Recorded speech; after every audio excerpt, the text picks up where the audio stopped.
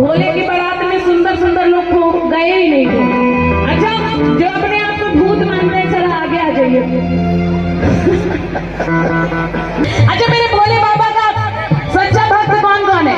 यहाँ पे खड़े हुए लोग, आप लोग एक्सरसाइज कर लीजिए थोड़ा सा आगे। देखिए महाराज जी सबसे बड़े भक्त और कब से फरमाइश भी था कि बम बम बोल रहे काशी। हाँ। गाइए, आप गाइए, नवरानंद का जिगार है, सुनिए। बिल्कुल, क्या बात है पंडित जी, तो नचबोगे थोड़ी, ठीक बनू। अरे तैयार है हम तो। हाँ हाँ हाँ, क्या बात है। आइए। ओम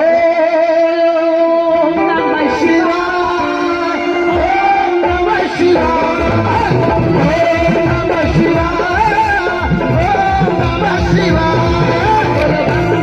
बोलो हरे हरे, बोलो बम बम, बोलो हरे हरे।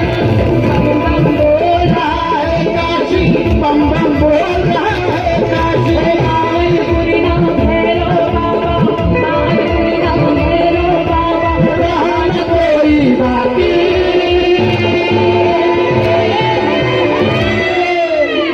और सभी लोग दोनों हाथ उठा के, सभी का दोनों हाथ ऊपर, सभी लोग दोनों हाथ उठा लीजिए और बोलना क्या है? बम बम बोल रहा है।